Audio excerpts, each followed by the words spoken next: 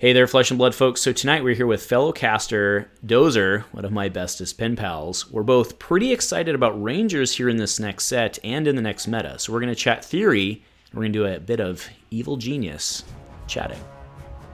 A huge shout out to our channel members for supporting what we do here. If you want to get involved with the channel and the Dice Commando community, please consider joining as a channel member. Remember, these videos are only possible with your support. You can show that support with a like, a subscribe, and by leaving us a comment and sharing your feedback. Community first, and go Commando. Hey Flesh and Blood folks, welcome back to Dice Commando and go again, a fabulous cast, and Dozr's here. How's it going, my man? Doing great, how are you? I'm doing okay. I want to thank you for being flexible on this evening's cast. You know, being a gamer and being a real person are often conflicting things, as you're probably well aware, but yeah, tell the folks about yourself. Like we mentioned, we're longtime pen pals. What's your thing? What's your shtick? Sure. So, hi everybody. My name is Dozr on the internet here, but you can find me on Twitter as well at DozrFab. You can find my real name as well as all my my socials and stuff with my YouTube channel that I've been running for about 2 years now. I got into the game around the release of Monarch Unlimited. This was kind of a crazy time. I got in when Luminaris non-foils were $20, and I thought, oh wow, that's really cool. This game looks pretty cool, and I got into the game and started playing a lot of Prism and Illusionist. Got really into playing over webcam on the public Discord, and then over time decided to start making content, start to fill in a bit of that gap, and built a bit of an audience. I've got some pretty strong opinions out in the game, which can draw some good discussion and also some banter. So that's been fun to experience, and so throughout this time, I've been involved with just trying to get involved with the community in general. Commenting on everybody's videos that I can, just being as involved as I can be. Did some spoiler videos, and ever since Prism hit Living Legend, I've been kind of twiddling my thumbs, trying to figure out what to do next. So I've always loved Ranger, always loved Wizard. So when Icelander came out, that was really fun. I've got my Kano, my Icelander, Lexi, Ranger, Azalea, everything kind of ready to go here. So with Outsiders coming up just around the corner, I'm excited to talk with Andrew here about all of the Ranger stuff coming out, seeing what we can do, because I always like to do a little bit of mad science. So we'll be trying to try some kooky ideas, I'm sure, until we figure out what the meta is going to look like. Well, I think we have a good disparity, right? Because I was a Ranger from Arc, right? I picked her up from the get-go, and I kind of became disenfranchised with that. And on the other hand, you're very excited about it. So I think we can maybe meet in the middle, if that's where we land, or where hopefully you can maybe drag me more towards your side. So let's start with the OG Ranger Azalea. I think she looks pretty good. She picked up a lot of toys, but let's just rip off the Band-Aid. I mean, is being a Ranger still a problem? I think it kind of is, right? Basically, first off, from where I'm coming from, right, I don't necessarily think Ranger's going to become a top meta threat right out the gate, right? I think that Rangers started out as a very undercooked kind of class, right? LSS kind of even admitted this with how they didn't give Azalea as much design time because they had originally made an Assassin to try and go in that slot, and they couldn't make it work with draft, so Azalea kind of came out undercooked. And so since then, we've gotten Lexi, who came out in a pretty good state with balance, right? She got her competitive results. She never really was crushing the metagame, but she was always a force to be reckoned with. But now with Outsider coming out, even with all the new tools like Boltyn shots, even with Dead Eyes, everything that came out in the sets before that we were trying to fit into Azalea, she didn't quite have all the pieces she needed to really have a game plan come together. She didn't really have that many powerful on-hits outside of Red in the Ledger, and the clunkiness and fiddliness of her class didn't really help her because she was kind of like a Guardian who needed very specific hands to work, kind of like a Briar, but without the benefit of either of those two, with like heroic turns or with the amazing suite of blue 3 blocks that Guardians get to use. So the at least where I see things going now, like as far as why I'm excited, mainly I'm excited because Ranger's just fun, right? I think a lot of people that play Ranger accept that it's not the best class, but they just know that Ranger is one of the most fun classes in the game. And so that's the main reason I'm excited. But I do think that Azalea specifically is getting some gas this set, namely in the sense that we're getting some consistency tools, we're getting some extra ability to have some higher ceiling, and we're going to be able to hopefully be in a meta game that's a bit more favorable to her now that we might get some bans, or we've had a lot of bans in the past, right, with Icelander and Oldhim, and who knows what's going to happen next. So, yeah. Yeah, that's an interesting take with the ban part, but we're not going to go there. We're not going to go there. So the first question I have from you is more from a game theory standpoint, I think, if you want to call it that, right? I've looked at a lot of your stuff over the years. I very much respect your opinion on game theory and value and all that. So, and I know you've seen my stuff as well on Ranger, where I've kind of made the statement very often in the past that Ranger's kind of in that predicament where they're either bad or busted, right? And people out there may disagree with that, but from a pure value standpoint, right, if every arrow was a 1/6, that'd probably be busted, but 1/5 seems not good enough, right? So how does the new aim mechanic fit into that from a balancing standpoint? Is it good or bad? What's your take on that? And I guess fundamentally, do you agree with my statement about bad or busted? Right. Yeah, so I think you're right on the money about the design of Ranger as a class. The main thing that Ranger has going for it, and this is really funny because when I started playing the game, I liked Prism. My best friend liked playing Ranger and Azalea. So he didn't have a great time in those matchups. And so very quickly when I started playing with other heroes, right, I would play Levia into him, or Levia, Ethan. I'm sorry for pronouncing it that way. We've got like Katsu I would play, or Dorinthea, all these different heroes. And then I would start to really feel the oppressiveness of the Red and the Ledger turns, or some of these really high value turns where I'm like, wow, I feel like I can't do much. Or I can hit by a sleep dart, for instance, as Levia, right? You just die to blood debt. You just die. So that's like the classic example too, right? Like, yeah. Right. And so I felt like Ranger occupied this design space where if everything's working, Ranger's terrifying. You don't get to play the game, and not even like in a cute haha frostbite type of way. Your arsenal's getting destroyed with maybe the combo of Red and the Ledger plus Seek and Destroy. You're not getting to really do much because maybe your hamstring shots preventing your math from working out, or with even Take Aim, right? Take Aim plus, no, sorry, not Take Aim, Deadeye with Hemorrhage Board. Yeah. You've got that aim counter on there. You're ripping a card out of their hand that you get to choose. You're destroying their arsenal, and you're hitting them with the Dominate, right, if you're Azalea. So if Ranger's working, it feels like you can't do anything. However, on the other side, Rangers have a very, very low floor, where if they don't have the right mix of cards, they can't necessarily even attack at all because they don't have an arrow in hand.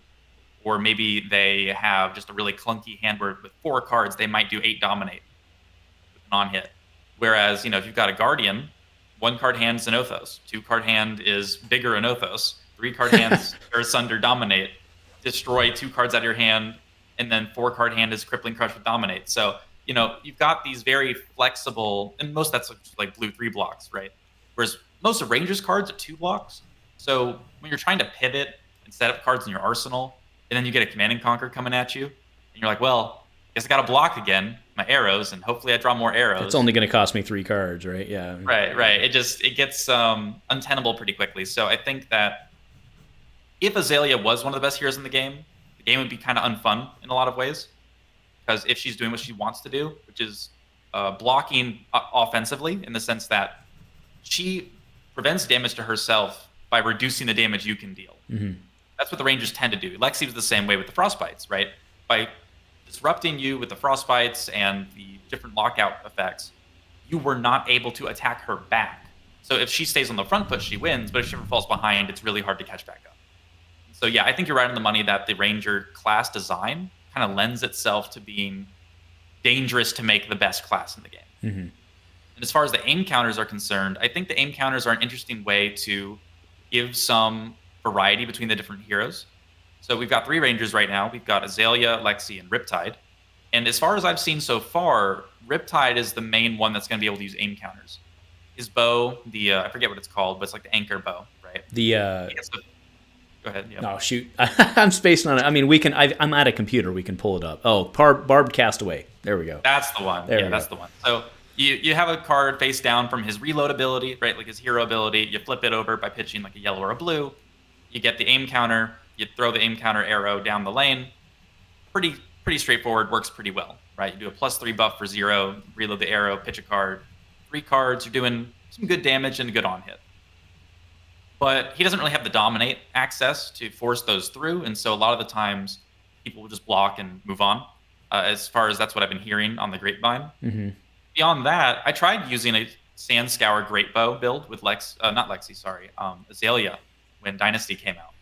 And yeah, it wasn't great. I tried using things like Silver the Tip to try and dig for arrows faster, have a higher density of buffs, and you could do some things with the dominate because you could use the Great Bow as effectively pay 1 to opt. You had some extra resources, so you got some consistency there, and you got the aim counters for free. But the aim counters weren't really worth it. And even now with the new Z's arrows, or even some of the other new arrows like it's the red Majestic arrow that prevents people from pitching stuff. Oh, barbed something. Undertow. That's the one, yeah. Yeah, so that one is also theoretically pretty good off of a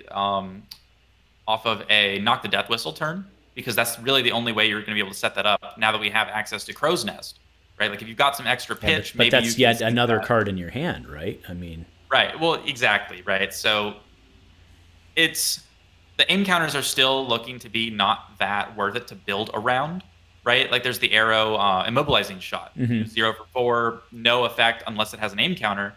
And even when it has an aim counter, it's just the worst red in the ledger in basically every way. So I agree that so far the aim counters generally have seemed to be interesting, maybe to separate the different heroes from each other, but they seem to be more of a, oh, this happened to work out type of bonus rather than a, oh, no, I'm making an aim counter deck. I'm going to try and hit as many aim counters as possible and, benefit off of that. Yeah, I mean, and I think, I'm not much of a market guy, but I've been looking at the Majestics, and the only one that's really gone up is Deadeye for the most part, right? Because that's the one that almost helps facilitate that. So I think that tracks kind of with the logic. I do want to ask you, in this set, it became very clear that the value of an aim counter is 1, right? We saw that on, Crow's Nest and Barbed Castaway with its second instant. That is the value that LSS has given us, at least for now, on an aim counter. Is that worth it? Right, and it's hard to say, right? Because I think the main problem with the aim counters right now is that Rangers lack an easy way to get dominate in most cases. Or it's kind of like all 3 Rangers have parts of the puzzle, but don't have all of it together, right? So Lexi with Shiver has on-demand dominate whenever she wants, right? But she can't access the top of the deck with Sand Scour, Great Bow, or Azalea ability. So she doesn't have that ability to kind of get access to more resources. Whereas someone like Riptide can get things into Arsenal really well, can really abuse these different types of effects, not have to pay that much for his cards, and then get really easy access to the aim counters. But he doesn't have the dominate to force them through. So it feels like all of them kind of are a mix, but none of them really quite has everything they want to be able to make those aim counters a build around. And then the aim counter cards themselves, right? Like you said, they're only giving us a little bit of value. The Falcon Wing gets 1 attack. The Disease Arrows get 1 attack. Some of the other cards, all of their value is in the aim counter. But, right.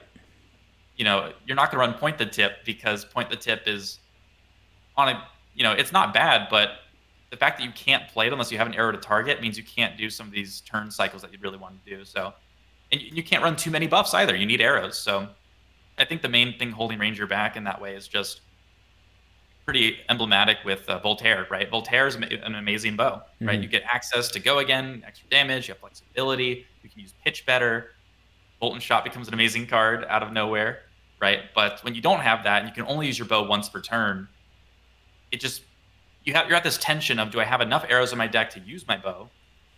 Do I have too many arrows where I can't even use them both? I'm thinking of, I guess I'll just block with this arrow or maybe arsenal it and tuck it away with Trench just for a resource because you don't have that much payoff. All right, well, I do have to say, we came here to talk about how excited we both are about Rangers, and we've done nothing but poop on Ranger for the last 12 minutes or whatever it's been. So, why are you excited about Ranger? Why are you, my old Prism dude, you're going full on Ranger, full on Suicide Ranger? Why? Yeah, so the main reason I'm excited, right, is the same reason I always like Prism and Wizard. It's just that they're fun to play. They're fiddly. They're a deck building challenge as well.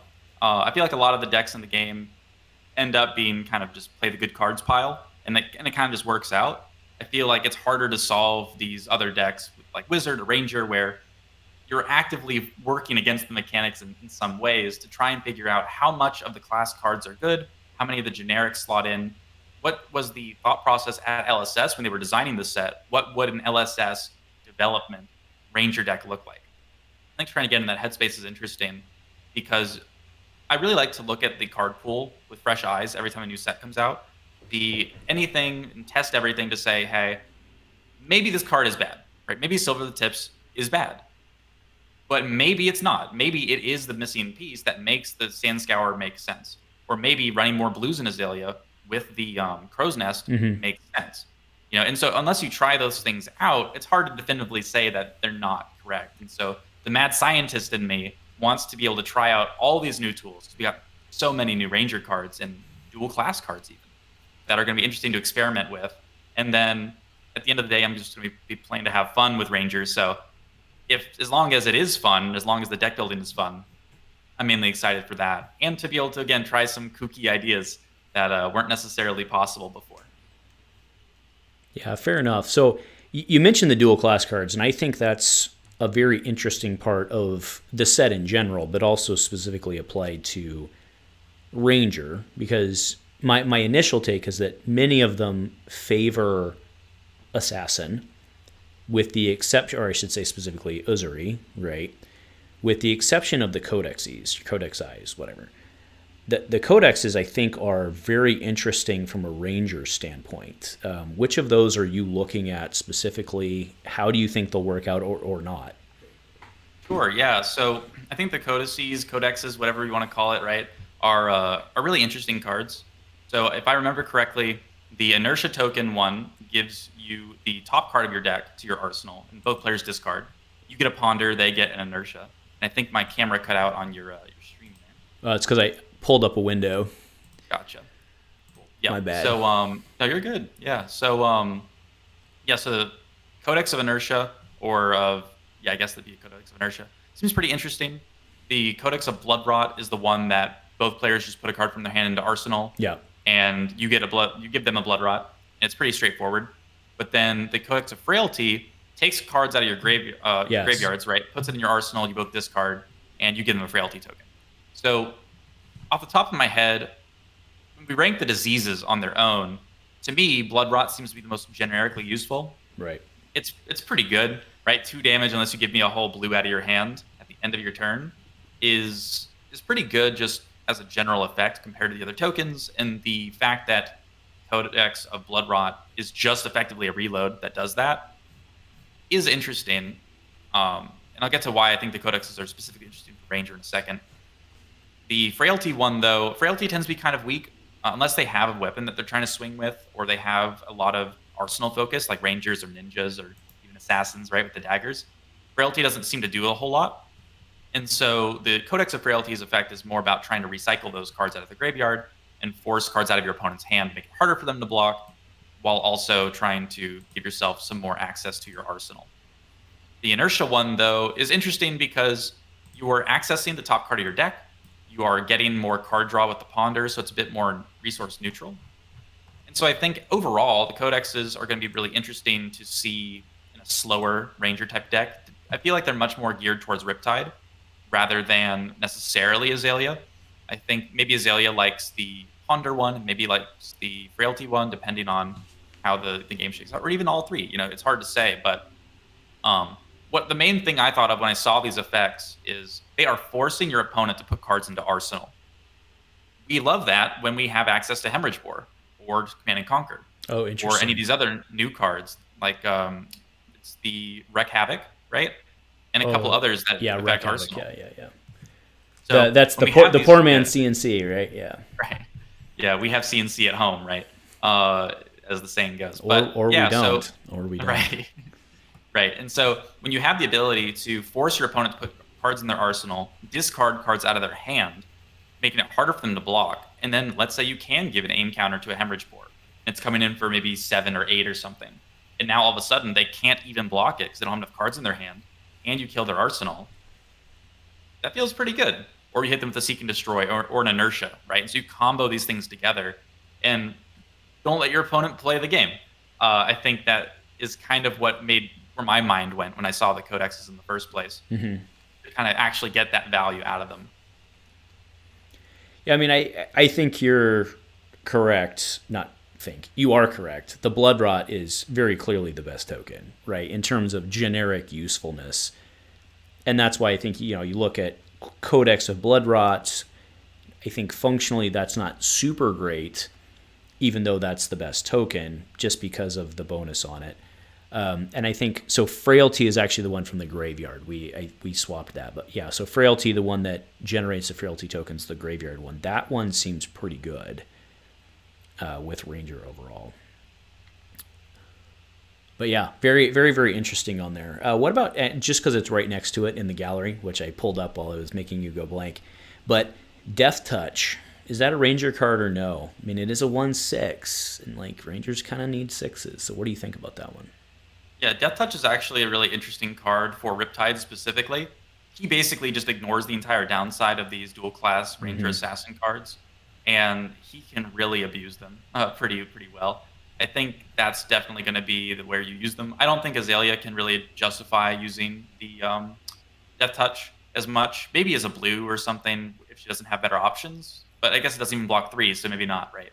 Yeah, it blocks 2, and it's not a popper at blue, so I think she's got better. Like, I'm still going to run Ridge Rider Shot myself, personally, right? So, although the Spire sniping is going to greatly affect our ability to actually get that glue going and set up our bigger plays, so I'm excited for that. Yeah, but I don't think Lexi's going to use the Death Touch either. Well, does Lexi use anything from this set? Maybe the Blood Rod Arrow. What is that one? It's the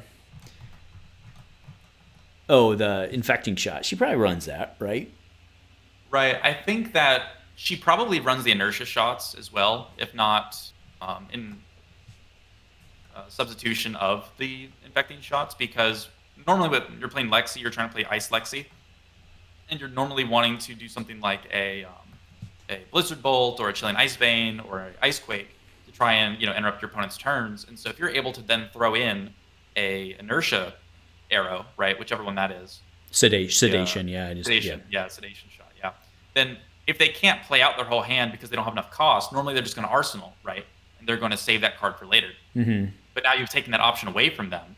And so I do think that Ice Lexi does really like Lace with Inertia, Sedation Shot, things like that, to try and help get more copies of Seek and Destroy effectively. That's kind of where my head goes. Gotcha. So you think she runs Lace with Inertia, the pump? Probably. I mean, if she's going to run any pumps, right, then she'll probably run that one. Because again, I think it's just a slightly worse copy of Seek and Destroy. And as far as I remember, Ice Lexi generally likes that card. So I think that it would make sense. Whether or not it becomes the best option, I couldn't say. But it's definitely, if she uses something out of the set, it's going to be that. She doesn't use aim counters. Mm-hmm. She's pretty married to New Horizons. So I don't think even the quivers really help her that much. She might side in the Abyssal Depths quiver for the built-in Remembrance. She might, in a world, use the Autumn quiver, whatever the called. Rustling Leaves, yeah. Yeah, Rustling Leaves, yeah. Being able to, if she's on a dead turn with a lot of blues in hand, get an arrow so she can make a play, might end up being good. But there's not too much compelling for her here. Although I will say that the most compelling Ranger card from this set for me, just in general, is Toxicity, because it's just a blue repump effectively. Yeah. Now Toxicity. Let me read that out because I want to make sure. Is it the next or is it any? It's the next, unfortunately. Okay.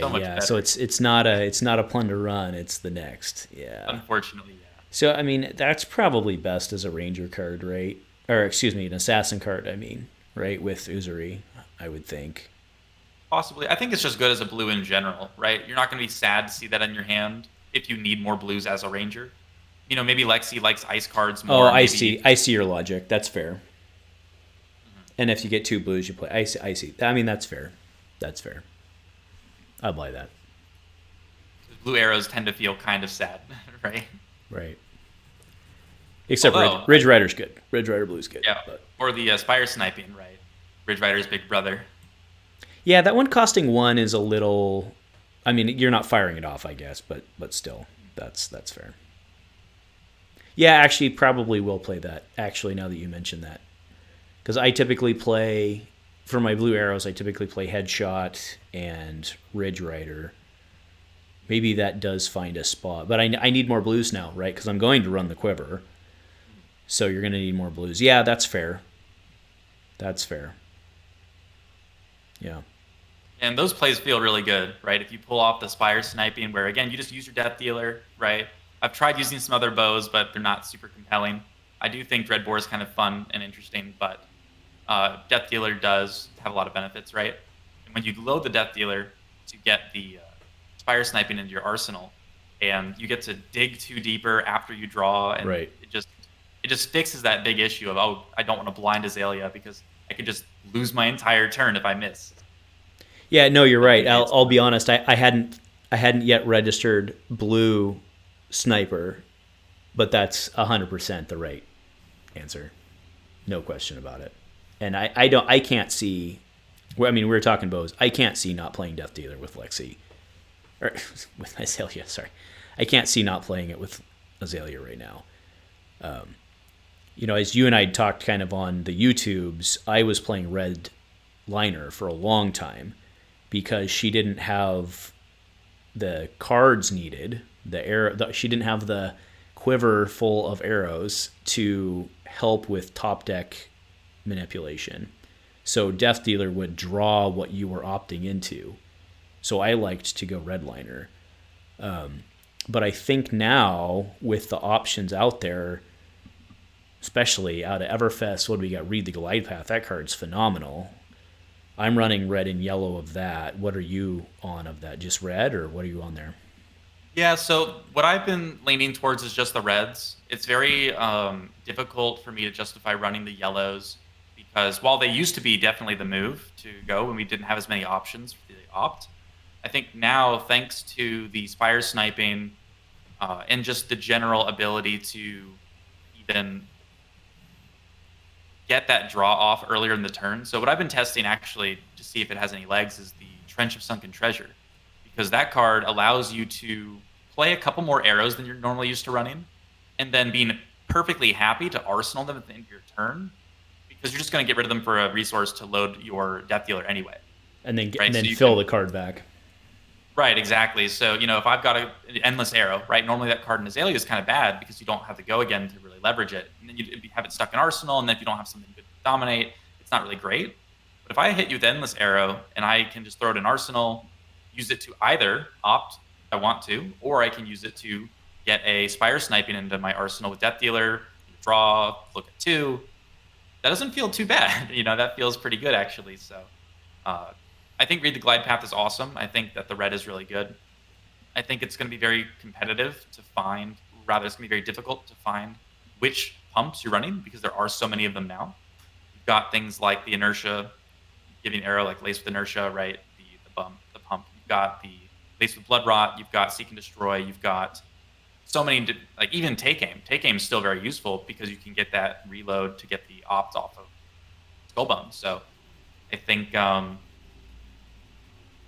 it's going to be pretty difficult to find the exact ratios in which pumps you're using, especially because now we have Premeditate, right? Premeditate's basically our new Plunder run. Mm-hmm. And that one is definitely going to be something that Rangers are going to want to be thinking to use, just to leverage that Ponder token and the fact that it'll always give the +3 because we're always firing out of Arsenal.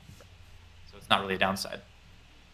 Yeah, I will say to your point, I am still running Take Aim red for now, because otherwise Boltyn Shot becomes very weird in Azalea, right?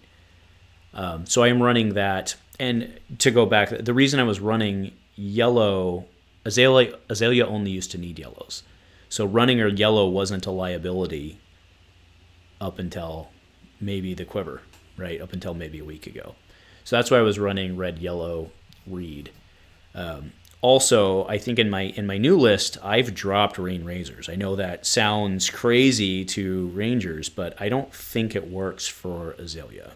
What's your thoughts there? Yeah, so Rain Razors overall is pretty underwhelming in my experience with Azalea, actually. mainly because even beforehand, before we had all these new cards, she always struggles to shoot multiple arrows a turn. That's kind of her whole weakness, right? Without having Voltaire, without having the access to even the ability to give her arrows, go again, and then still load more arrows, like with Voltaire into Rain Razors with the Endless Arrow and even the Bullseye Bracer, right? Having a 0-block yellow +2 that maybe sometimes gives you another +2 isn't super compelling compared to more consistent +3s that help you with dominates and give on hits that Azalea tends to more rely on. So I don't think it's crazy at all to want to drop Rain Razors. I think that especially with how much more setup Azalea is going to try and need to do with all the disruption in the game now, I think having that 0 block is going to be pretty a big liability compared to cards that actually block. Because I don't know how much you've gotten to test already with the Outsiders cards, but when you've got Leave No Witnesses and Surgical Extractions and Command and Conquers and you name it flying down the pike, and inertia tokens too, the idea of setting up an arsenal is tough order to fill. I agree. So actually, that's I wasn't ready for it yet, but that's a pretty good lead in to what I was going to ask you out of surprise, I suppose, which is what's your call for sealed, right? Because that's what we're all facing in 10 days or 8 days or whatever it is now for pre-release weekend will be sealed. Who's your prediction? Which of the 3 classes is going to dominate? So no pun intended. Right. So I think I haven't given a ton of thought to the draft environment yet. Mainly, I've just been catching up to the spoilers and trying to do some testing with CC. But we're talking sealed though, right? Where you can't control your card pool. So who do you think is going to come out of the gate? Right. So with sealed, we've got Assassin, Ninja, and Ranger. Ninjas have access to Kodachis. Assassins have access to Spider's Bite as a token, I believe. They do. And then we have access to... Do we have only access to the Barbed Castaways? Barbed Castaway, but each of them has their own quiver. So Azalea does come with a quiver, so both of them do have access to aim counters.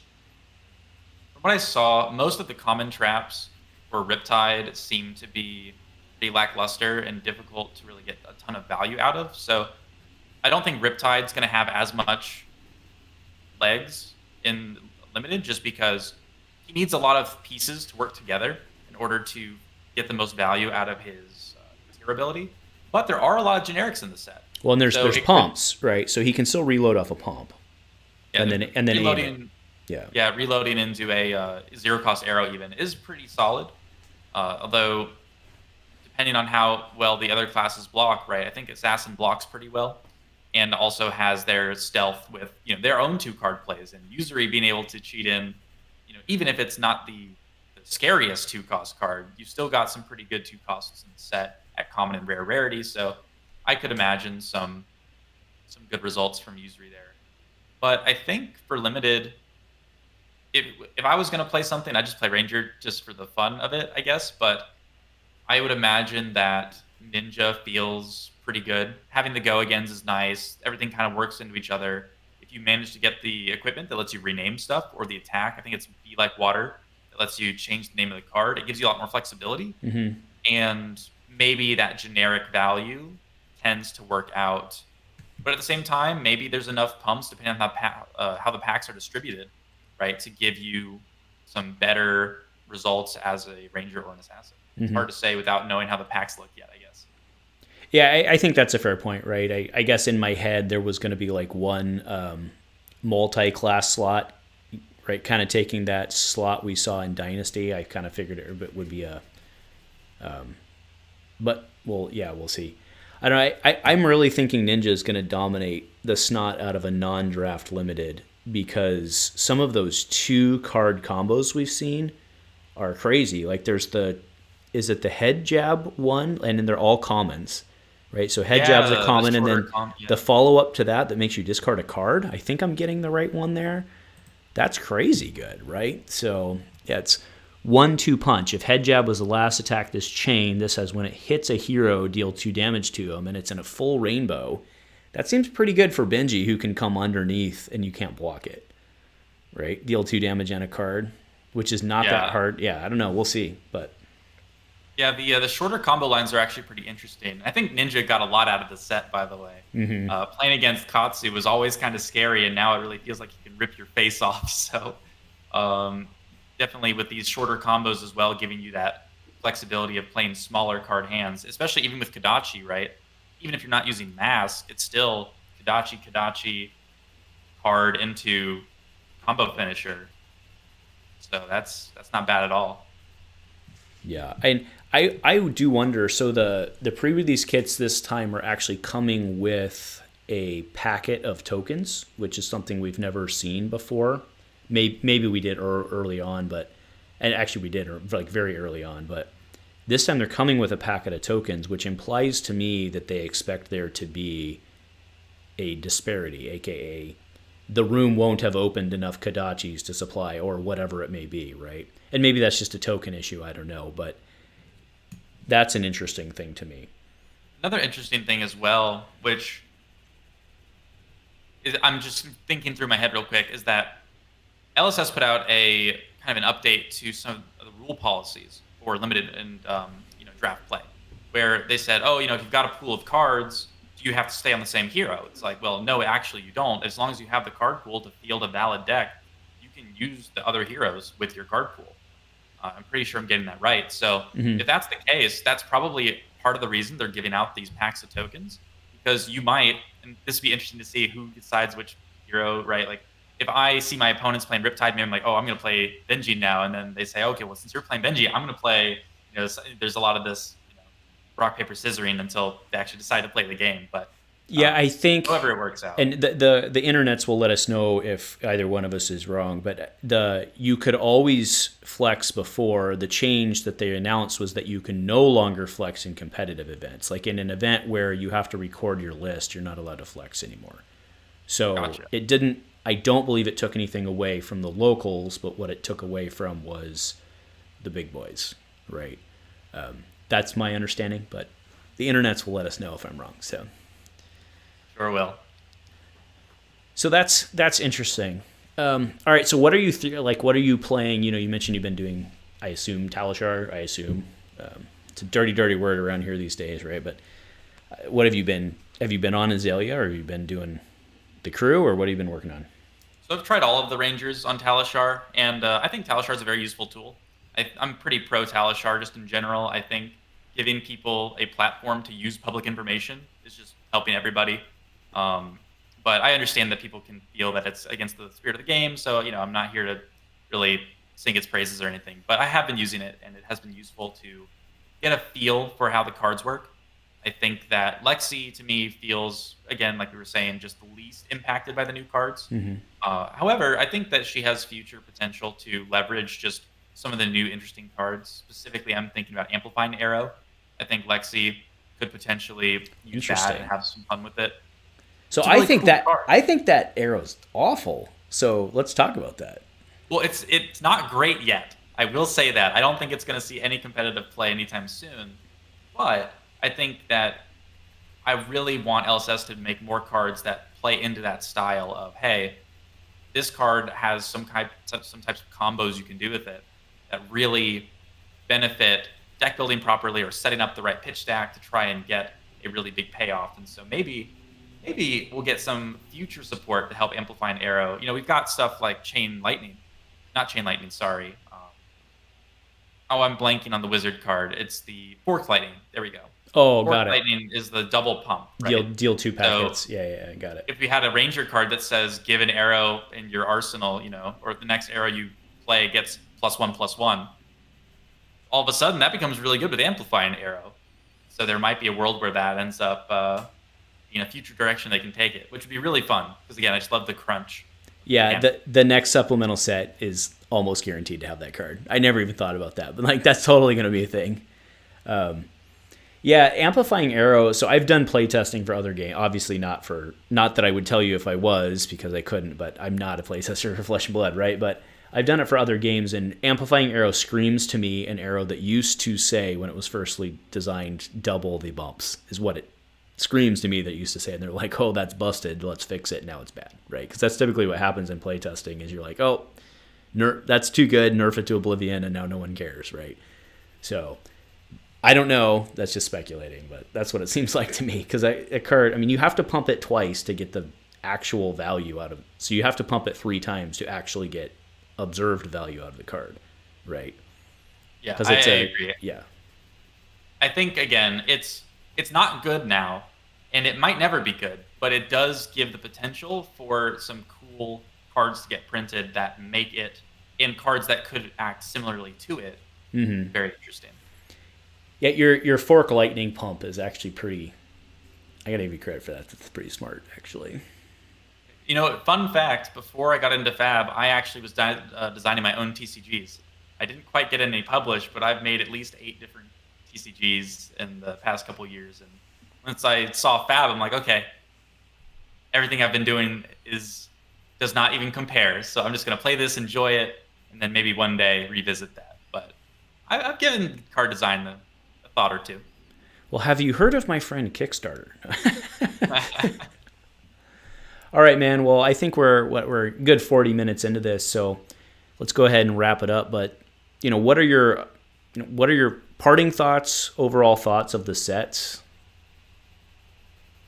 Sure, yeah. So overall, I'm very excited for Outsiders. I think that it's serving the 3 most underserved classes in the game, right? Being Ranger, Assassin, and Ninja. Ninja hasn't really been... I mean, we just had 5, right? So it's hard to call Ninja maybe underserved. But Katsu, right, has been pretty absent for a long time, as well as Azalea. And Arachne got released and felt pretty underwhelming. So being able to immediately give those 3 heroes, and by extension their classes, some support feels really good. Just in the sense that now we can look to maybe helping Levia, maybe helping out the Illusionist, the Shadow Runeblades, people who haven't been able to play those heroes to their fullest for a while, and even the Boltyns of the world. Because Dorinthea has been getting some good stuff for a while. So I think spreading out the love is very nice. I think that the draft format's going to be very interesting. The lack of Arcane is going to be very compelling because there's going to be more of that focus on blocking, attack reacting, kind of that the hidden information of the poker aspect that was so fun about WTR coming back. I think is going to be really nice. And it might very well shake up the CC metagame, but even if it doesn't, I think it's still fine because at least the general consensus I've been hearing is that Monarch, Tales of Aria, and Everfest were a very powerful block, right? We got, your Prisms, your Chanes, your Briars, your Oldhims, and then they went to 11 with Starvo, and then all the cards that came out of Everfest that just made Guardian, Runeblade, and Illusionist just head and shoulders above everything else. So even though those heroes have been very strong traditionally, and a lot of the other heroes had to kind of take a back seat, I'm glad they haven't been power creeping the game to be invalidating the kind of baseline that the game is designed around and saying, hey, Usury, Azalea, all these new heroes are not necessarily going to be better than Oldhim out the gate. They're not going to be better than Cheerios, Briar, or Starvo. They're going to be more in line with the Dorintheas of the world, more in line with the Bravos of the world. So that eventually, hopefully, they can get the more powerful elements of the Oldhims and those heroes under control, and then we'll have a more wider, more evenly balanced metagame that's kind of under that once those guys rotate in LL or get balanced in line with everybody else. That's kind of my main impressions of the set and main kind of feelings about it. Nice. Yeah. Do you just off the cuff, do you think Benji somewhat represents arcane damage in this set? That's interesting. I think Benji is really cool in the sense that he has a very unique kind of way to play the game and unique deck building stuff to try and force through his value. The unblockable nature of it is certainly going to be pretty important in the draft here. But maybe it's hard enough to build the exact right cards for him because doesn't he only get the benefit if his attacks have 2 or less? Yeah. Be unblockable. So maybe there's not enough of those in the pool to where he can do a ton of them.